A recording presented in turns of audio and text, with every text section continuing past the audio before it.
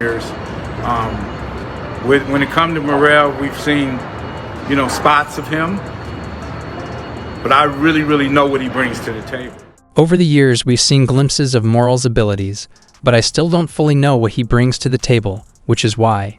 The reason why I took this fight, and I was, I already had it planned, I was going to take it, but because Morrell's been talking a lot, he's been saying that I'm scared of him, this and that, and I think this is just a way of me proving that it doesn't matter who it is, I'm going to get him in the ring soon. Had resistance. His fight with Hot Rod, that was a different kind of resistance. That was the resistance of somebody staying away from you, you know what I mean? And him not being able to catch up to him.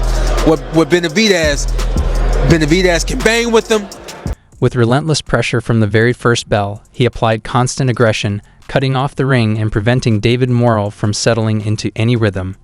Many anticipated a closely contested battle, but Benavidez made it clear who the superior fighter truly was, leaving no room for doubt. It's like the better be of Bivol fight. You can say who you think's gonna win. You can't say like, oh man, I'm surprised the Bivol won, or I'm surprised the better be of won. As expected, Benavidez fought with a smart, calculated approach. He's not just a volume puncher, but places his shots well, targeting both the head and body. Morrell, known for his movement and counterpunching, struggled to find space for his offense.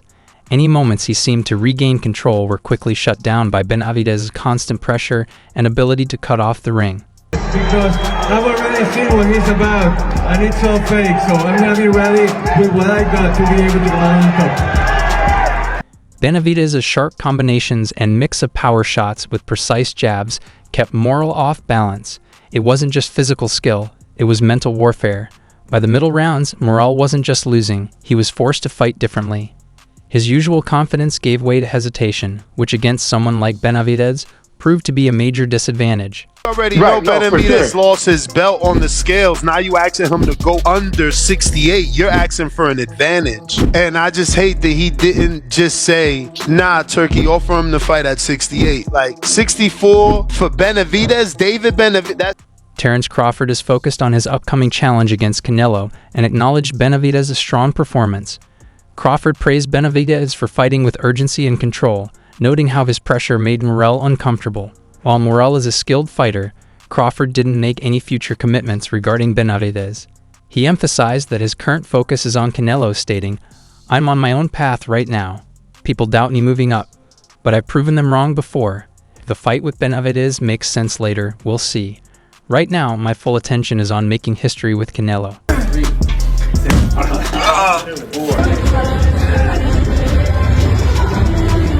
Mike Tyson, known for his no-nonsense analysis, summed up the fight simply: Benavidez dominated. Morrell had some moments, but they were brief. That kind of pressure forces hesitation, and that's what we saw. Fighters like Benavidez never back off, and once they sense weakness, it's over. Tyson also talked about the mental side of facing someone like Benavidez. A fighter like him gets in your head. It's not just about landing punches, it's about making your opponent second-guess himself. Tyson pointed out that while Morrell started off confident, by the middle rounds, he was lost and unsure of how to respond.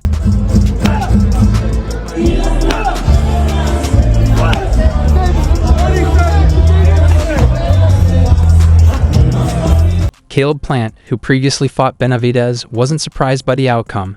"Now people see what I was up against," he said. "Morrell's got skill, but Benavidez doesn't let you breathe. He forces you into tough spots and makes you pay. It's not just about power, it's his ability to keep up that pace for all 12 rounds." Plant reflected on his own experience with Benavidez. "I've been in there, I've felt that pressure. It's unlike anyone else at 168. The difference is I was able to last, but not many can. Morrell learned that tonight."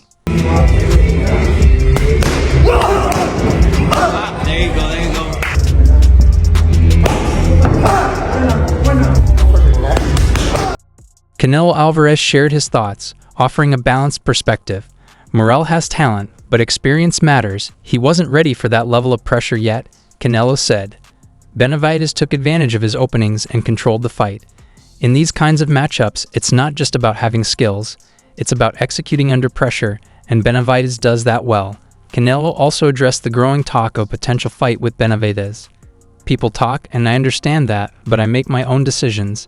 If it happens, it happens, but for now, I'm focused on my own plans." You can be a really good fighter, Both hands. You could be all-time great. You make this great.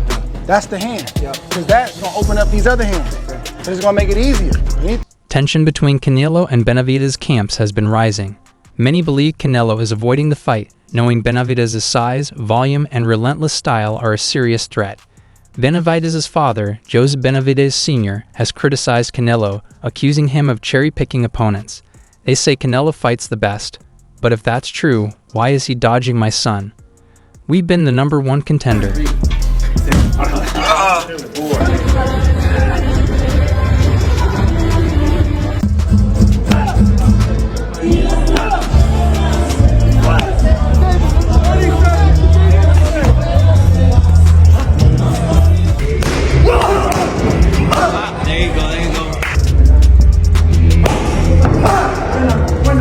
can be a really good fighter. Both hands. You could be all-time great. You make this great. That's the hand. Because that's going to open up these other hands. So it's going to make it easier.